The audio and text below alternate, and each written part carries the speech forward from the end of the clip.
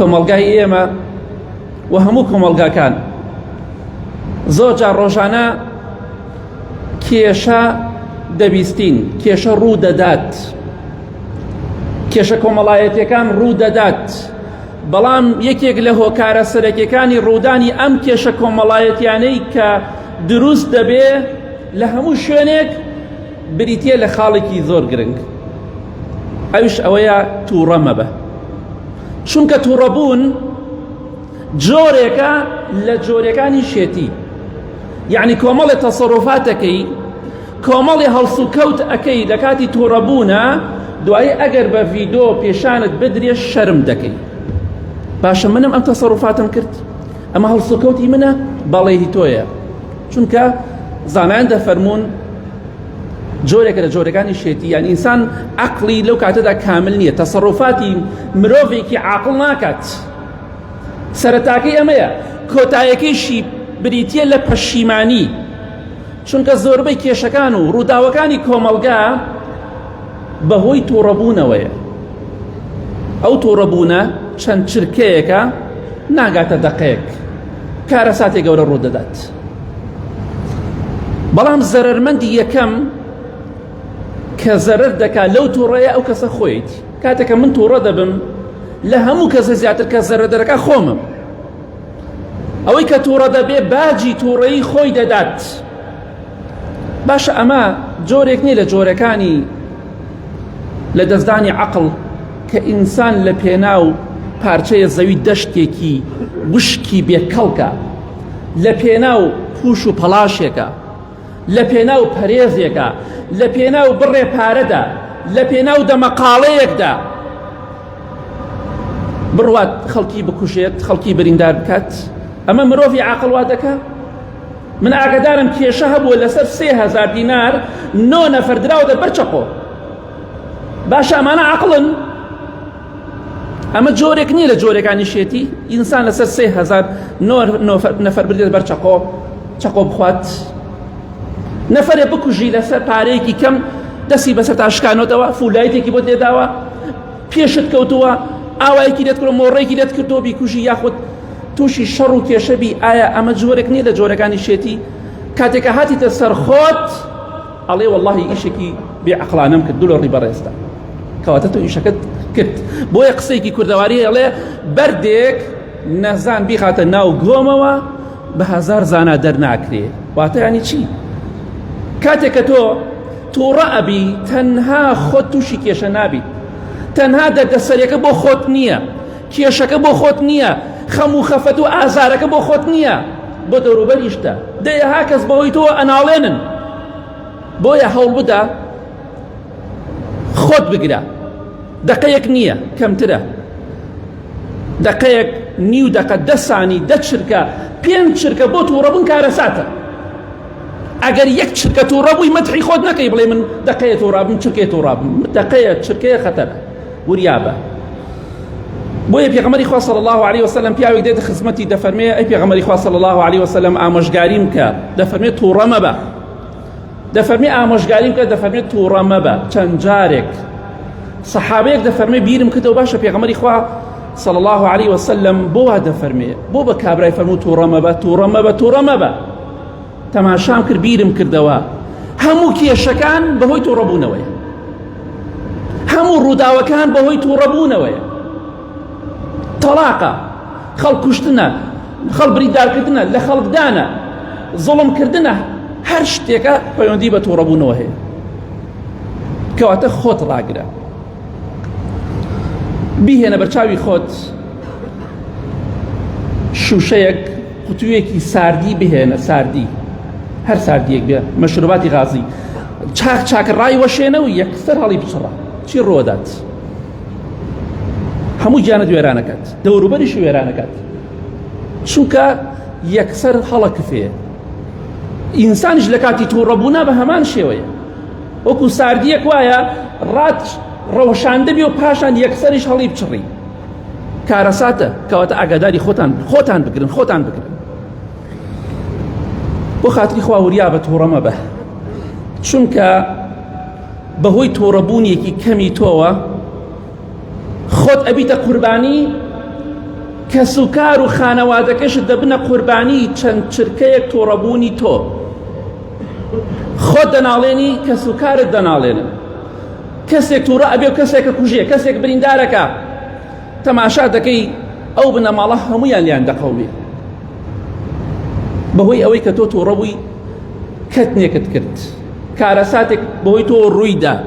کەواتە ئاگادار بە، چونکە دوای ئەو چەند چرکەیەکی ڕوئەدات تەنها تۆ ناگرێتەوە، تەنها تۆ باجەکەی نادەی، خێزانت، مناڵت، باوکت، دایکت، برات، خوشکت، ئامۆزات، پورزات، کەسوکارت هەموویان باجی ئەو چەند چرکە تووڕەبوونەی تۆ دەدەن. ئیتر کەم بێ یا زۆر خۆت ڕاگرە، بێغیرەتی نییە، خۆت ڕاگرە. دوو قسە بخۆی لەوە باشترە ماڵ و مناڵت کەسوکارت هەمووی ئاوارە بێت. کەواتە ئاگاداری خۆت بە. پێغەمبەری خوا صلی الله عليه وسلم سەحابەی پێی فەرموو لە صحیح تەرغیب هاتووە، ئەی پێغەمبەری خوا صلی الله عليه وسلم کردەوەیەکم پێ بڵێ بمخاتە بەهەشتەوە. فەرمووی لا تغضب ولك الجنة، بەس تووڕە مەبە، بەهەشت بۆ تۆیە. چونکە کە تۆ تووڕە نەبووی کاری خراپ ناکەی، زڵم لە خۆت ناکەی، زڵم لە خێزانت ناکەی، زڵم لە مناڵ ناکەی، زڵم لە دراوسێ و کەسوکار ناکەی، کاری خراپ ناکەی.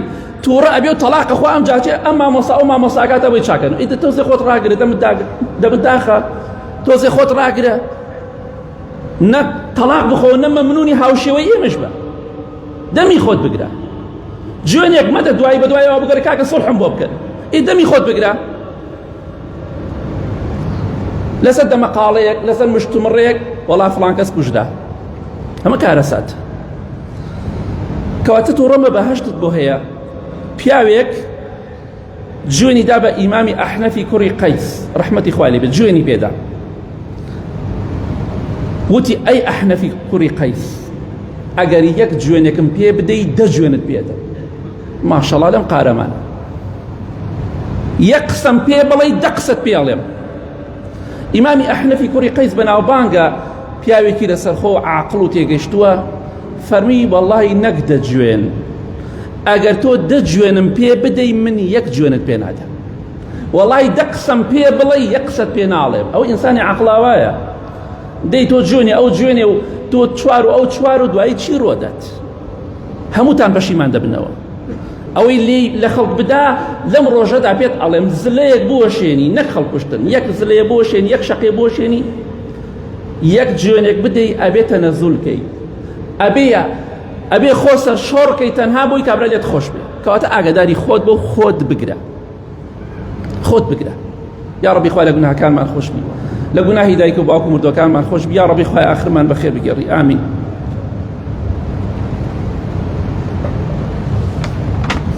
الحمد لله والصلاة والسلام على رسول الله وعلى آله وصحبه ومن والاه.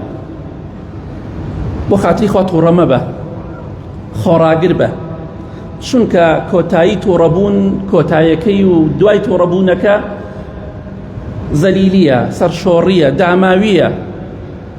بەڕاستی ئەوە حەقیقەتێکە بینیمانە بە چاوی خۆمان. ئایا ئەمە زەلیلی نییە بۆ ئینسان، داماوی نییە بۆ ئینسان بپاڕێتەوە لە کەسوکاری ئەو کەسێک کە کوشتوێتی، یاخود لێی دا و برینداری کردووە، کاکە سڵحم بۆ بکەن، کاکە لێم خۆش من، قاشتان ماچەکەم، دەستان ماچەکەم، چی ئەڵێن؟ ئەوە کاکەسی سپی و فەرم و بینووسن.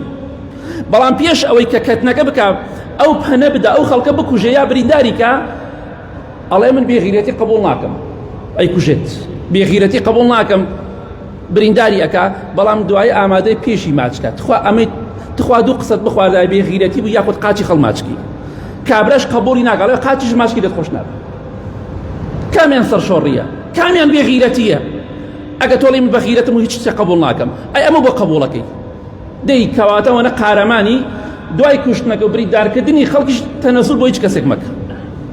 دەی ئەگەر پیاوە نە قارەمانی، کەمادە قارەمانی لەدەست ئەدەی، پاڵەوانی لەدەست ئەدەی، دەمی خۆت بگرە، دەمی خۆت بگرە و تەنها کێشەکان زۆر حەلە بێت. هەندێک جا قسە ئەبیستی خۆتی لێ گێلکە بۆی توش کێشە نەبیت. وەڵڵا خەڵکەیە بە دوای ئەوە گەڕێ لی بدەی پارە دێبسێنێ، وەڵڵای گوێم لە خەڵکوتی حەزەکمێکێ لێمدا پارەی دێبسێنم، بێپارەم.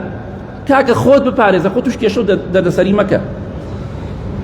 کەواتە تۆ خۆت زەلیل داماو کردووە، باوک و برا و کەس و کارت داماو بوونە ڕجاوتکار لە خەڵکەکەن بەس بۆی لیان خۆش بێت. ئەی باشە تۆ خۆت و دەوروبەر و خانەوادەکەشت زەلیل کرد بەهۆی ئەوەی کە تووڕەبووی چەند چرکەیەک، نەک دەقە، باز دەقە ناکەم، دەقە زۆرە بۆ تووڕەبوون. لە دەقەیەک ئەلانەی بتوانی دەیەهار سارۆخ بتەقێنرێ، دەیەهار ڕوومانە بتەقێنرێ، باز دەقە ناکەم، بازی چەند چرکەیەکی کەمەکەم، چەند سانیەک. کەواتە ئاگادار بە پێغەمبەری خوا صلی الله علیه وسلم لاو سەحابەکان دانیشتوو لە حەدیث بوخاری موسلیم داهاتوە، فەرمووی پاڵەوان کێیە؟ پیاوی بەهێز کێیە؟ وتیان ئەو کەسەیە کە کەس ناتوانێت بیدا بە زەویدا، کەس ناتوانێت بەرەو ڕووی ببێتەوە. فەرمووی نەخێر، ئەوە پاڵەوان نییە. پاڵەوان ئەو کەسە نییە کە کەس ناتوانێت بەرەنگاری ببێتەوە. پاڵەوان ئەو کەسەیە لە کاتی تووڕەبوونا خۆی دەگرێت، الذي يملك نفسه عند الغضب. ئەوە پاڵەوانە، ئەوە جوامێرە، ئەوە قارەمانە، ئەوە بەهێز، ئەوە بەغیرەتە، لە کاتی تووڕەبوونا خۆی دەگرێت، دەستی ئەوەستێنێ نەک جوڵەی پێ بکە و لە خەڵکی پێ بدە. چونکە پێغەمبەری خوا فەرمیە صلی الله علیه وسلم کە تووڕەبووی بە پێوە بووی دانیشە، چونکە دانیشی لاوازە بی، ئەگە دانیشتە بووی پاڵکەوە، چونکە لاوازترە بی. کەواتە پاڵەوان ئەو کەسەیە لە کاتی تووڕەبوونا خۆی پێ بگیرێ، چونکە پاڵەوانە بۆ پاڵەوانە لەبەرەوەی دوایی قاچی خەڵک ماچ ناکە، دەستی خەڵک ماچ ناکە، پشتێنی دەست ناکاتە پشتێنی خەڵکات تخوا لێم خۆش بە و عەفوم کە. ئەوە پاڵەوانە، نەک ئەوەی کە دەیکات. پێغەمبەری خوا دەفەرمێ صلی الله علیه وسلم. کەواتە ئاگاداری خۆت بە، پاڵەوان ئەو کەسەی خۆی پێگیرێ، نەک ئەو کەسەی پەنێک ئەدا و کەتنێک ئەکا و دوایی سج نەکرێ، دوایی ئەکوژرێ، دوایی ڕائەکە. ئەمانە هیچیان پاڵەوان نین. پاڵەوان ئەو کەسەی و عاقڵە ئەو کەسەی خۆی پێ بگیرێ. بۆیە دووبارە دەڵێن، سێبارە و چوار بارش دەڵێن تووڕە مەبن، تووڕە مەبە، چونکە ئەگەر تۆ کەسێکی تێگەیشتووی تووڕە مەبە. تووڕەبوونێک کە بەرەو خراپەت دەبا، بەرەو تاوانت دەبا، بەرەو غەڵەتت دەبات. تووڕە مەبە بە شێوەیەک ئەگەر ئینسانێکی عاقڵ و تێگەشتووی نابێت تووڕە بیت، بە شێوەیەک کە ئەزانی کارەسات ڕوو ئەدات. چونکە بەڕاستی تووڕەبوون ئینسان بەرەو شەرمەزاری دەبات. مامۆستایەک لە قوتابخانە لە قوتابیەک تووڕە دەبێت، بە تەڵەبەکە دەڵێ بە تووڕەی ناو سەفا، لە ناو پۆلا پێی دەڵێ ئەمە چەند جار پێت بڵێم باوکت بهێنە، بۆ حسابمان بۆ ناکەی، دیارە تۆ حساب بۆ من ناکەی، من چەند جار بڵێم باوکت بهێنە بۆ مەکتەب با بیبینم. کوڕەکەیش وتی مامۆستا باوکم چەند ساڵە مردووە، باوکم مردووە، باوکم لەکوێنە؟ مامۆستاکە سەری شۆڕ کرد، مناڵەکەی ماچ کرد، داوای لێبوردنەکەم من غەڵەت بووم. ئەها تووڕەبوون چۆنە؟ چەند جارێکە لە ڕوون نەهات و حەزم نەکرد پێت بڵێم باوکم مردووە. یەکسەر مامۆستاکە شەرمەزار بوو، بۆ کەسێک دەوەشێنی شەرمەزارە بی، خەڵکێ دەکوژی شەرمەزارە بی، هەمووی بەروبوومی تووڕەبوونە، تەلاقە خۆی شەرمەزارە بی، لە خێزانت ئەدەیت شەرمەزارە بی، لە خەڵک ئەدەی شەرمەزارە بی، گوێنە بە دراوسێ و دەوروبەرت ئەدەی شەرمەزارە بی. ئەمە هەمووی بەروبوومی تووڕەبوونە. خۆت پێ بگیرێت، خۆت بگرە، خۆت بگرە، تەنها خۆت بگرە، بەس خۆت بگرە، هەموو شتێک حەلە بێ. هەست بە شەرمەزاری ناکەی دوایی. وەڵا مامۆستا باوکم مردووە، باوکم نییە منە تا باوکم بهێنم. مامۆستاکە شەرمەزار. ئێمەش بەخوا هەمومان ئەو شەرمەزاریمان بەسەرهاتوە، کەم یا زۆر. جارێ لە مناڵێکی خۆت داوە، هەر کەسێک لە ئێمە لە خێزانی خۆت، لە کەسێکی خۆت، لە دراوسەیەکی خۆت یا قسەیەکت پێ کردووە، یەکسەر دوای پەشیمان و شەرمەزار بیت، لە ڕوت نەهاتوە، لە ئاسیا سەر بەرزکەیتەوە. بەروبوومی چێ؟ بەروبوومی تووڕەبوونەکەیە. تووڕەبوون وای لێ کردی شەرمەزار بیت. کەواتە ئاگاداری خۆمان بین، کاتێک کە تووڕە بین، پێغەمبەری خوا صلی الله علیه وسلم دەفەرمێ بڵێن ئەعوذ بالله من الشیطان الرجیم. تووڕەبوونەکە دەڕوات، دانیشە، پاڵکەوە بۆی کە تووڕە نەبی. لە کۆتاییدا دەڵێم با ئاگامان لە خۆمان بێت، لە کاتی کە تووڕە ئەبین با کۆنتڕۆڵی خۆمان بکەین، تەسەڕوفاتی شێتانە نەکەین، چونکە دوایی باجی ئەدەین، سەمەرەکەی و بەروبوومەکەی مەشغوڵمان دەکات و سەرقاڵمان دەکات دوایی وامان لێ دێ خۆمان و خانەوادە و کەس و کارەکەشمان بە ئازارەوە لەگەڵمان دەبن با خۆمان و ئەوانش تووشی ئازار نەکەین چەند چرکەیەکە خۆت بگرە و بەروبوومێکی شیرین دەست ئەکەوێ بەس خۆت نەگری توش کێشە دەبیت. اللهم اغفر للمؤمنين والمؤمنات والمسلمين والمسلمات الأحياء منهم والأموات من أهل السنة والجمعة والجماعات يا ربي خويا الشفاء نخوش كان من بدي بتايبتي أواني داوي دعاء خير يعني كدو يا ربي خويا لجناهي مردو كان من خوش بي خويا كان آخر من بخير بجري لتوربون يا ربي خويا بمان باريسي يا ربي خويا آخر من بخير بجري أم مسلمان أنا خوش بي يا رب العالمين آمين آمين آمين وصلى الله على محمد وآله وصحبه أجمعين. خوشەویستان دەورەمانەیە لە مزگەوتەکە الحەمدولله